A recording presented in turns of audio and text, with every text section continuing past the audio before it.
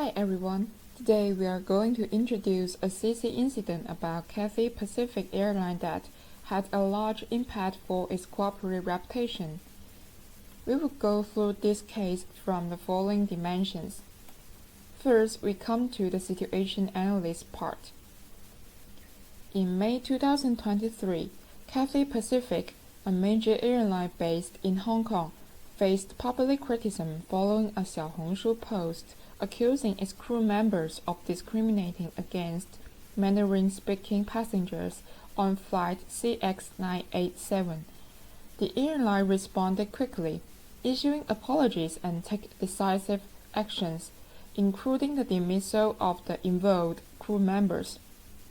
The incident sparked varied reactions. A whistleblower's complaint highlighted the upset among mainland Chinese passengers, calling for immediate changes. In contrast, some airline employees dismissed the concerns as baseless, and stockholders seemed largely unconcerned. Regarding the lesson learned from this case, it's worth mentioning that this was not Cathay Pacific's first controversy related to customer service issues, particularly affecting their reputation among mainland Chinese customers. The airline's quick reaction to this event showed their commitment to better handling such situations. Despite these efforts, the response from the stakeholders and public was mixed, underlying the importance of building trust and genuinely addressing corporate culture issues. This scenario illustrates the crucial role of effective monitoring on public opinion and instant response in the airline industry. However, this isn't the first time Cathay has upset customers in mainland China. It remained silent and didn't take communication strategies before, so now it's harder to fix the reputation. In Chapter 10, Codification and Enforcement is the last two stages of an issue.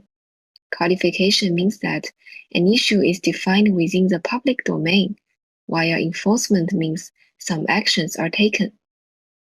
For Cathay, its historical failures were defined as discrimination and a threat to national security by the public. Consumers disliked the airline, and China's Civil Aviation Administration even gave a warning to it. That's how the issues ran into these two stages.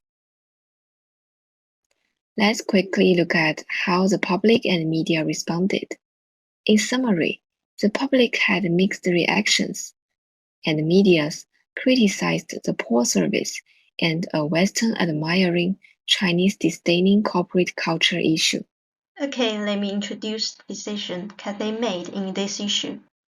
Here are the 5 decisions Cathay made in handling the issue.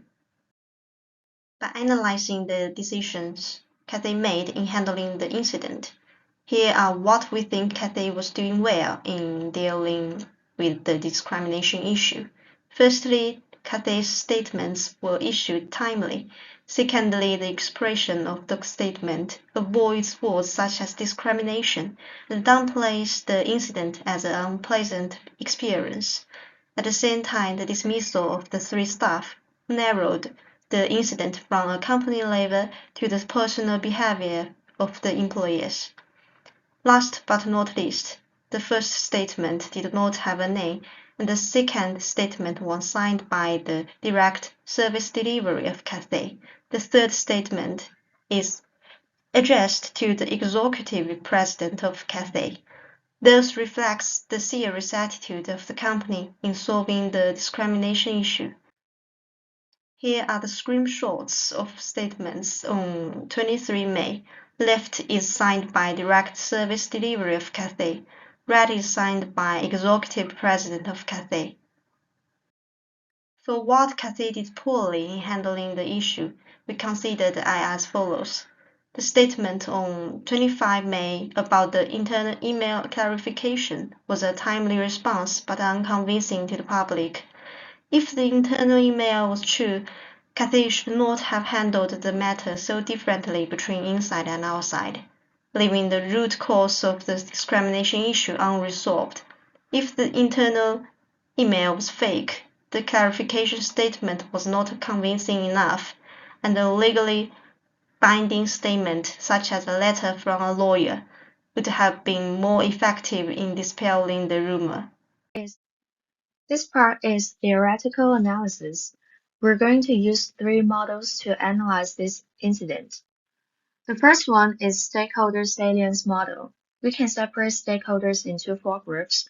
The passenger who made the complaint is definitive because the attention that she got granted her great power. So Cathay gave her immediate response. For the dependent, demanding, and dangerous stakeholders, Cathay also made apology statement in public immediately to try to keep them informed and satisfied. And we have to mention that this is a defensive strategy because it apologized only on Chinese social media, using minimum effort while targeting direct stakeholders to limit the crisis spread. And the second one is social judgment theory. Despite a quick response, some people remain dissatisfied with the apology. This is because discrimination is a sensitive issue that often triggers high ego involvement, and the company's past failures have already created negative perceptions, so satisfying them becomes harder. The last one is the situational crisis communication theory. All the mistakes are internal and intentional, so we can define this crisis as a transgression, the worst kind of crisis. So the company responded with a high level of responsibility by applying acceptance and accommodative strategies. This included making full apologies, compensating the victim, and promising to make changes like fire the personnel immediately, re-examine the training system, and recruit flight attendants from mainland China. So this is the end of our presentation. Thank you for listening.